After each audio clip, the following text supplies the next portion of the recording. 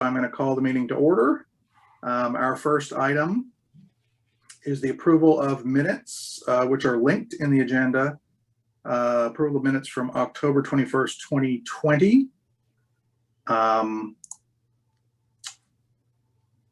Give everybody just a quick minute to look at those. If there are no objections to the minutes as presented, can I get a motion regarding approval of those minutes? So moved. Thank you, sir. I will supply the second, and as we are a committee of two, a dyad, so to speak, Mr. Robinson, I think that should probably constitute the approval of the meeting minutes. I always wanted to be a dyad, Dr. Sullivan.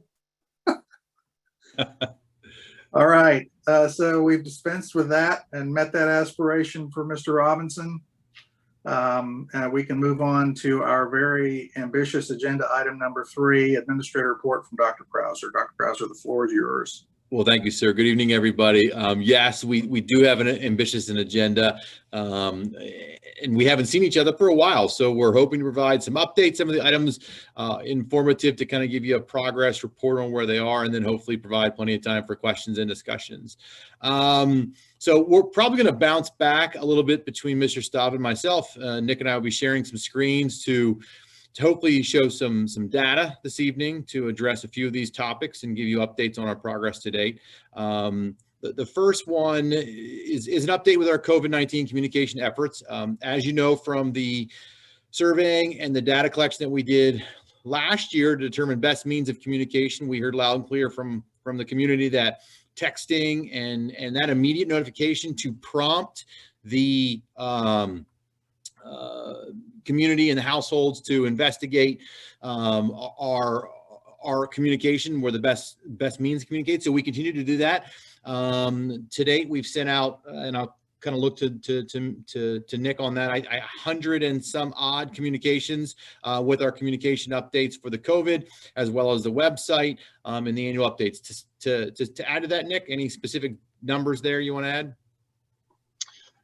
No, other than I think all told since COVID started, we've distributed about 160 to 170 letters, which range across a number of topics. But obviously, the one that we've sent out the most would be those sometimes daily COVID-19 updates with the numbers. But certainly there were other topics as well. So from our vantage point, we just want to certainly give an expression of thanks to the community.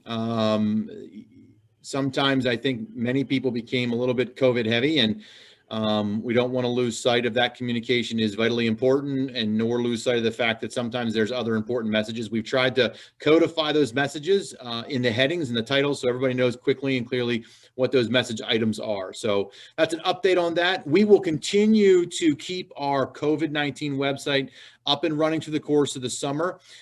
Any district run event that's occurring in our building, let's say, for example, we have a summer school occurring at the high school, we're going to manage and monitor that contact tracing and that information. So we'll be keeping that information up to date on the school district website, and those numbers will be running. We certainly see I anticipate a substantial decline with those numbers, but as for now, we will keep that up and running to keep that as a monitoring tool for us to make sure we're continuing to keep our mitigation processes in place. And if the mitigation orders change and those numbers adjust slightly, we will monitor and respond accordingly. So that's number 3A. The next one, under our recent publications, I just want to draw attention to 2 of our recent publications, which was our YS Pride from the March edition. If you haven't had a chance to engage in this, it is a kind of a history perspective of York Suburban. It takes a long tail process that goes to the buildings and artifacts that were found and the history of some of the buildings. It's an interesting read and certainly brings back memories for a few of us. A little, I think, just a tidbit of history that I found that I thought was interesting was after this publication came out, not knowing all the data, and excuse my long scroll to the end, but I think there's a relevant point to that. At the very end of this document, there was an image shared that was randomly selected from the Mount Rose School. And you'll see here from Yorkshire Elementary, back in 1974, 1975, we selected, and Mr. Staub, I think, randomly just pulled a picture from the yearbook. Well, I had a great email from our very own Mrs. Martin, family consumer science teacher at the middle school, and emailed me to say, hey, Scott, by the way, I am in the class photo. So what we found was that Missy Martin was part of that class photo. We didn't know it or select it, but randomly selected her class. So it was a great opportunity to see her and a little trip down memory lane for her. So if you haven't had a chance to review that, Pride, we encourage you to take a look and certainly see if you can guess which one Mrs. Martin is in that class photo from 1974 in that classroom picture. The second item is just kind of to keep you posted. I know most of you are aware, but we have continued to keep our communication up and running with Bold. With the sending of newsletters, we did encourage an activity through spring break, and we encouraged some investigations locally. We've been having continued communication and participation from families submitting photos, and that's just and we'll talk more about this slightly down the agenda, but that's just another communication of our agenda items with our most recent newsletter from the Bold campaign and our marketing strategy. So with that, I'm going to, any questions on the first two items there? Okay, great. With that, I want to talk a little bit about our comprehensive plan update. As you know, this was year one of the rollout. Nick and I, Mr. Staub and I dove pretty heavily into a marketing campaign. At the October meeting, there was some questions about that marketing campaign and a little bit more in detail. I did share that document with you, but I'm going to kind of stop sharing my screen and kick it over to Mr. Staub so that we can kind of share with you the analytics that we've been doing to keep that marketing campaign alive. Again, this is year number one, so we came out very strong to try to reach as many stakeholders as possible to move that process forward. Of course, moving into next year, we're going to bring that back slightly and really focus on what we're doing at the building and classroom level. And then year three, when we get ready to start moving into the new comprehensive planning process, we'll return to that. So I'm going to stop sharing here and kick it over to Mr. Staub to share some analytics with us about that process and how that marketing campaign has been going for us from a communication lens. All right. Can everybody see my screen?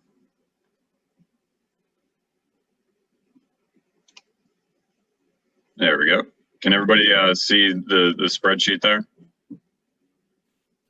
All right. So before I dive into this, I just wanted to share one little tidbit about the YS Pride that Dr. Krauser mentioned. There's also a great article by Mr. Gordon Freirich, which dives a little bit deeper into one of the items that we briefly introduced in that YS Pride. So if you haven't had a chance to read that newspaper article, I believe it's online. And then Mrs. Freirich, maybe you can correct me on this, but I believe it already did appear in the paper. Is that correct? No, I believe it was due to be done on Sunday, but we're still waiting. Gotcha. Well, you can view it online, but then obviously keep an eye out for it in the newspaper as well. But to get back to the Bold marketing campaign, we thought it would be interesting to sort of share with you some of the analytics and the data that we're keeping track of on the back end here. Obviously, there's a lot of pieces that we included in the marketing plan itself, and really we're almost done with that implementation. We had created it to really go through part of the summer here, so we're nearing the tail end. And as you can see, we've been tracking the numbers associated with the number of people who've seen the communication, as well as our social media reach, impressions, hashtag usage, and also the photo submissions. So I'm not going to dive too much into this, but I just want to touch on a few parts here. So if you see this top section here, this is really tracking the different sub pages and also the main page of our Bold campaign available on our website, as well as the number of people who viewed the newsletters, as well as keeping track of the total.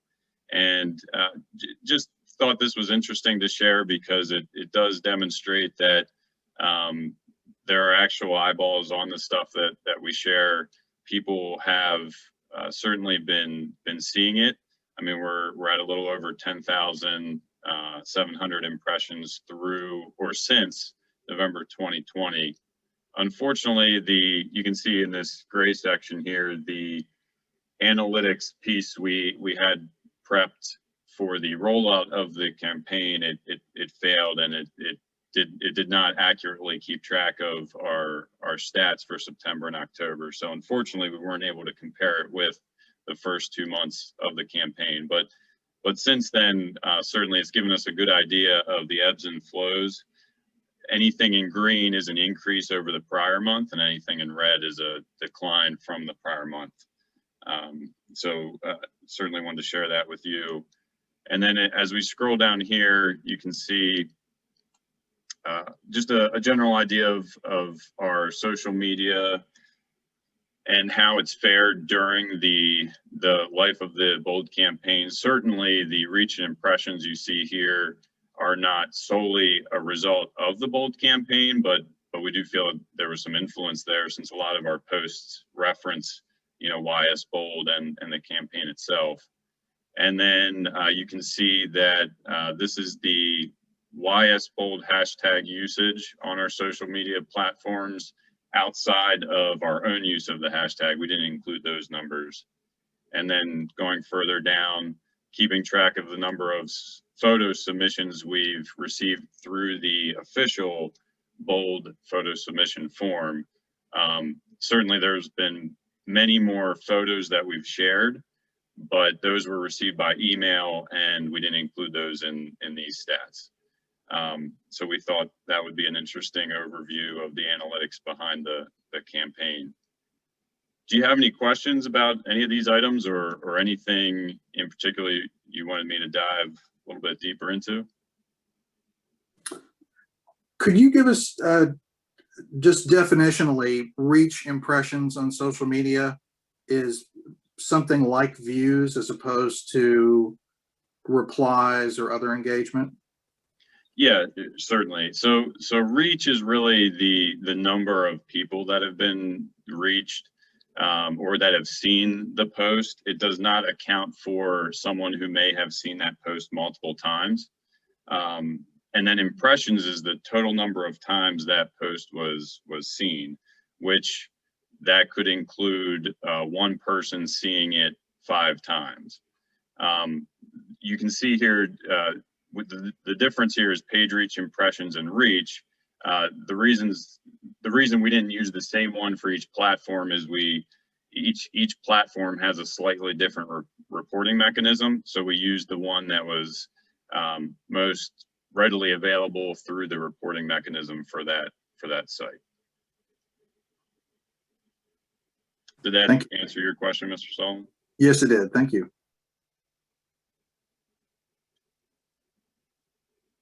Any other questions about the analytics we've been tracking?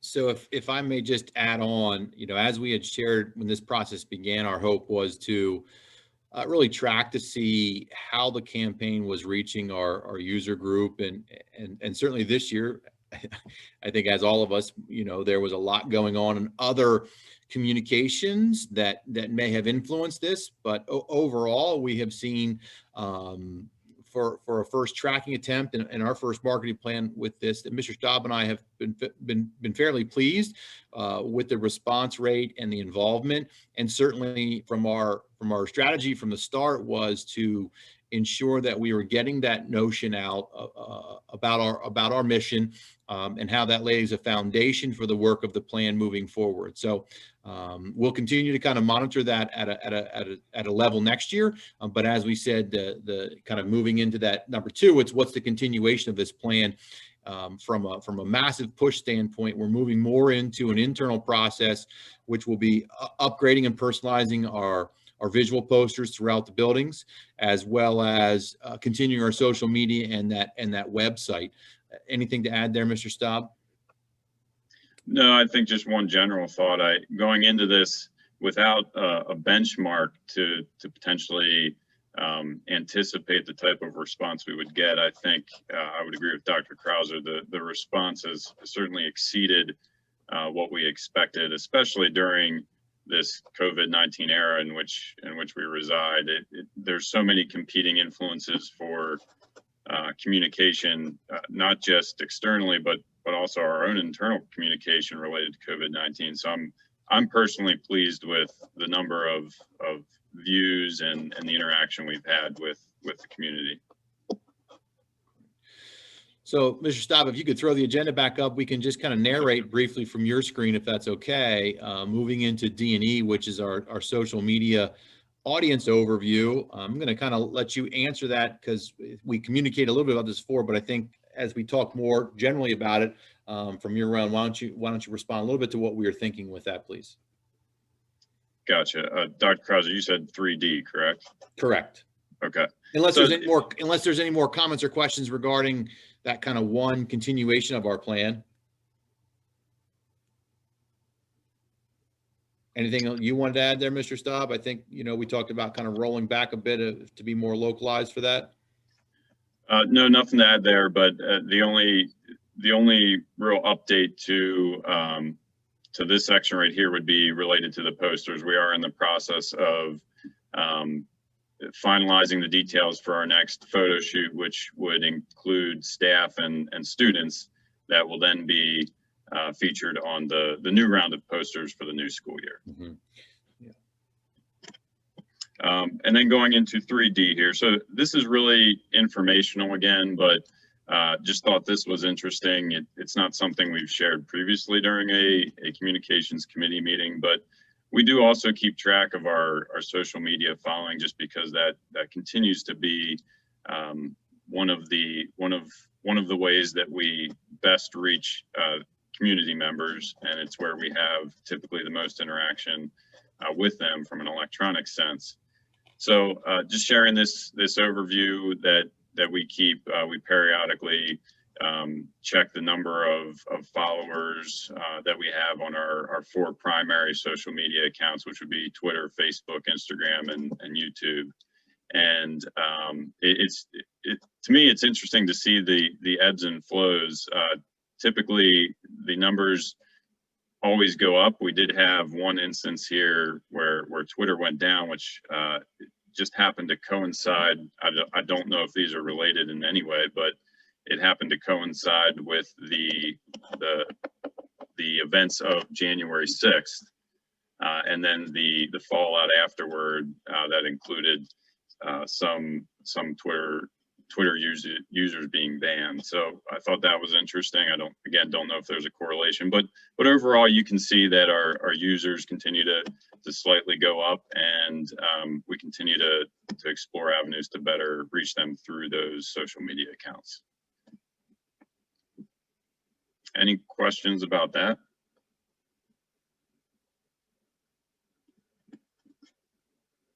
So the next item on the list was the brand guide. We did discuss that last time, if you recall from the minutes. And really, that's just an update that it has been being used successfully, and that's to ensure that there's consistency across our imagery, and we're seeing it. We've kind of begun a little more consistency in our email communication from staff members. We're using it both from an athletic lens.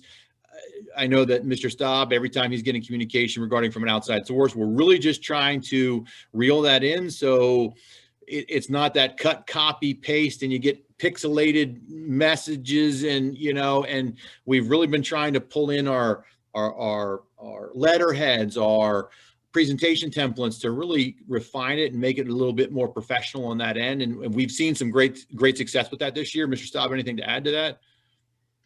Yeah, I think the last time this committee met, we had not yet distributed this to our employees. And since we've done that, I'll echo what Dr. Krauser said. I've seen internally a greater focus on making sure that the logos in particular are used appropriately, and that we're adhering to the brand style guidelines. I mean, we went from really having nothing available to employees to help them navigate the areas you see here in the table of contents to having this document, which I think has been a good resource for employees. So I'm excited by it.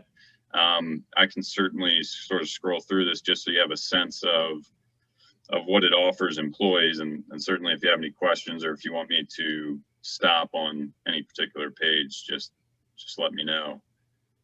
This is also distributed to external vendors.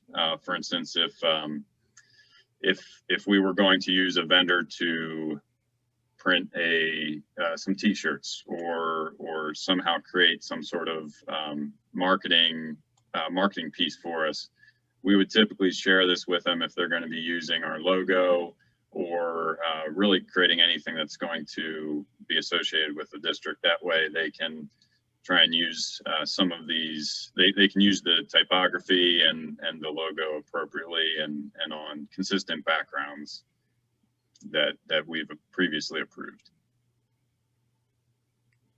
Any questions on the brand guide? Thank you for all of that. I mean, it's not just about making flyers look better. It is informally also a way of communicating culturally that organizationally somebody owns the communications assets, the look and feel. Somebody owns the communications process from a management standpoint, and that it's not a free for all. So that's really important. Well, thank you. Go ahead, Dr. Krauser. I was going to say you're right where Mr. Staub and I, as I transitioned this position, was kind of one item that he and I started on right away. That was an area that we felt we could get a better handle on and start to own that and feel that consistency growing for that very reason. Go ahead, Mr. Staub. The only thing I was going to add is that from my viewpoint, marketing is really the responsibility of all employees within an organization. It's upon everybody to use consistent messaging and interact with the community in a consistent way to help brand us appropriately. And I think this document is certainly a good start. It's certainly not an end, but it is a good start. Great. So kind of continuing to move along, the next item we have for F is our next upcoming release. This would be year 2 of that larger change where we've moved away from a smaller condensed version that we were inserting into the tax bills and cataloging this information in more of a robust and branded, shall we say, example for our annual report. And that's slated to come out as scheduled before that summer mailing. Anything to add to that, Mr. Staub? No, just a reminder, typically our target month is June when we would release that report, and we're on target to do that. And just like last year with the tax mailing, instead of a copy of the annual report, it will be a sort of a half-page flyer that will tell residents where to access the electronic version of the report on our website. Yeah. And as before, by accessing that version, they have access to all previous versions and allow for a deeper analysis if they so choose. I think that opens the door to give a little bit more cross-compare similarities and differences and really kind of see the growth of what's happening within the organization, which has been refreshing. The next item is website. I know we briefly spoke about this in October. Mr. Staub and I have been having some conversations regarding this. We've done some small changes, but I'm going to kind of kick it over to him to just kind of give an update on where we are in that process. Sure. So the last time this committee met, we had talked about looking at a better way to organize the website, and I had started to sort of build a sandbox version of a new website and started to discuss that with principals to gauge the best way to organize the building specific pages. The next step after that would have been then to discuss it with Mr. Henry to see if what I was recommending would be appropriate, or if the IT department would be willing to potentially move in that direction. Since that last meeting and after having some additional conversations, we've sort of put a pause on creating a new website. Like I said, it hadn't even gotten to the point where we had discussed it with IT, which would certainly be a huge partner in an endeavor like that. And mostly the reason for that is certainly the climate right now. I don't know that the time is there to devote to a completely new website. Plus, we've shifted our focus to really revising areas on our current website to make the information better organized and more accessible. So we have made some changes over the past couple months in reorganizing pages that needed some help, and also making sure the information is easily accessible in hopefully intuitive areas. So that's where we stand now. Right now, our focus is improving the current website, and if we want to revisit a new website in the future, that information that we started to discuss initially is still there and pertinent, so we can always dust that off when the time comes. I think to dive a little deeper on that, being 100% transparent, we know for certain that there are areas to grow on the website. I don't think anyone's ever found a school district website that is the ultimate website to use. But what we did decide on, given the volume of communication, and certainly with COVID, the last thing we want to do is throw another variable in that mix. Is it the best site that we have available? No, and I think there's always room to grow. But what we didn't want to do is those that at least were familiar with it to add another variable of change in the heat of what was going on this year. That just didn't seem like the most opportune time to do that. So we have decided to kind of continue to investigate that to make sure when and if we do make a move, it's more thoughtful and certainly involves a larger, robust group of individuals, and most importantly, Mr. Henry and his team to evaluate whether or not it's a feasible option to begin with.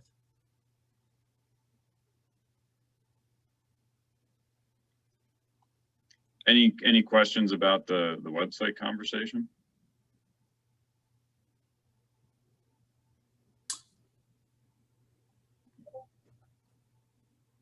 We know you'll keep us in a loop. They never sit still for very long. So websites, so even school district websites. So we know you'll be sharing what you come up with us. Yeah, well, I think you nailed it. They don't. And even when you find a pretty good example that you think that you're observing, it quickly pivots and changes as well. So that's kind of where we are. So then the last one is really the communication that we're doing regarding the larger comprehensive review of the future focused three-prong approach through our learning and our environments and our facilities. We did build a web page that will house that communication to hold and communicate each one of those components as it moves through. We're continuing to load videos, email communication on there, accessing it for parents and families and community members. I will say right now we've been conducting our focus groups and certainly know that there have been community members that have been using that site because they're part of the focus groups, not in that parent or student group. So they've been able to obtain that information, which inevitably is what our hope was from the beginning. So we'll continue to enhance that and investigate multiple ways to continue to reach that group that's not directly tied to our information system, but getting the larger group of taxpayers involved in that process. And certainly as the summer moves through and we begin to move the facilities and finance conversations on board, we need to involve the larger group of invested stakeholders, which includes community members that don't necessarily have children, but are certainly well invested in the school. And so we're right now kind of having that planning process of how we involve those groups, what local community organizations we can get involved with and can be used to help us navigate those conversations and bring those stakeholders to the process. Mr. Staub, anything to add on that? No, I don't think so. Really the only comment would be, obviously you can see the future focus planning website here, and the goal is to continuously update this anytime a new video is released or we send out additional communication. Right now, we're still in the process of the focus groups, and we didn't remove this information just because we wanted to make sure that people see that there have been opportunities in the past, even if they didn't participate, and then eventually as new opportunities arise for people to lend their voice to the process, then we'll add them to this third column. But other than that, we continue to update this middle column with any new communication that's released. And although we were quite ambitious in that lengthy agenda, I think the communication and questions that we had allowed us to move through there. I'll kind of pause here for a moment. I know we threw a lot of information, but let's just digest and see if there's questions that you may have for us or items we want to discuss a little deeper or investigate at a higher level. If I may, I have a question for you, Dr. Krauser, and you, Mr. Staub. In your respective professional careers, has communications ever generated this kind of intensity and volume in other circumstances or other settings? I'm guessing you're probably referring to the amount of communication necessary for COVID-19. I can say that in my experience, no, there's never been any consistent push of communication related to the same topic in any of my past positions, either within York Suburban or outside. I'll echo that. I'll say communication is always an essential and high priority piece, but the volume in which this communication has come, I have not experienced. And I will say, all along is always my concern that we don't want to desensitize that communication. And then in the moment when we need to get it, that, oh, here comes another COVID email, or, so we're always trying to be sensitive to that. And one of the items that we put in place at the very beginning of this process was to make sure we're trying to codify those messages that users, I'll say, receivers on the other end can make decisions that they don't become desensitized to it. In the same breath, to your question, the volume in which we can communicate through multiple platforms, I have never experienced such as this. And I'll say social media is the example for that, that we can reach users and receivers of information in such a variety of platforms that the immediacy of that communication back and forth, I have not experienced, no. Thank you. I mean, from my perspective, if any member of our community claims to be ill-informed by York Suburban, it means they were working at it. Well, I would think that it would be hard to miss the communication, especially related to COVID-19. We've tried to make it as accessible as possible through the webpage and also pushing it out as many times as necessary to the community at large. It's certainly been a process, but I'm hopeful that we're nearing the end of that process, not because I didn't like the communication or doing the work, but just because I do think there's that general malaise related to the whole situation. And it'll be nice to focus on something other than COVID-19 for a change. Yeah. And I'll just add, Mr. Robinson, and I mentioned this at our board meeting the other night when I talked about the survey participation, and we talked about recipients and users and those that opt out. That again continues to be my concern, is that people who choose not to become engaged opt out of that information at the moment where you are really at a pivotal point that we really need information or feedback or community involvement. Because of those choices, we fail to get that. But it's not without an effort on our part, that's for sure. So thank you for noticing that. I appreciate that.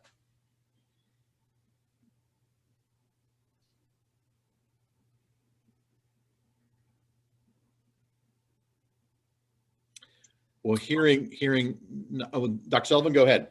I was just going to say, if nobody else has anything in that massive agenda item. That concludes our report then. Thank you, sirs. All right. Well, as this is my first time chairing this committee, I don't have much in the way of a chair report, except to say just a couple of things. First, I'd like to thank Mrs. Ellen Frerick for her efforts in chairing the committee in the previous cycle. Ellen, we're glad you're here. I would also just to take a moment to convey my own appreciation for everyone in the administration, Dr. Williams, Dr. Krauser, Mr. Staub, and I'm sure Mr. Henry was in the mix as well from a tech standpoint, for their efforts over the last 15 months in a rapidly evolving and challenging environment to get out timely and accurate information, not just on the usual issues of transportation and building infrastructure problems like leaky pipes affecting the school day, but the added layers of COVID reporting and community notifications about food distribution, also very important. And also to thank everyone in the individual building leadership, staff, the nurses especially, and the faculty for everything they did in this last year to reinforce district messaging around safety protocols. As a board member, but also as a parent, let me say thank you. I know that in the coming months, we're going to have more to say, both in and out of this committee, about the processes that Dr. Krauser and Mr. Staub updated us on tonight. And I look forward to seeing the results of all of the outreach and listening. And as always, all members of the board value the feedback that we get from the community on communications as much as we do other important district operations. And we hope that folks will keep those comments coming. I will segue through the information item then to public comment. Mr. Henry, do we have any public comment?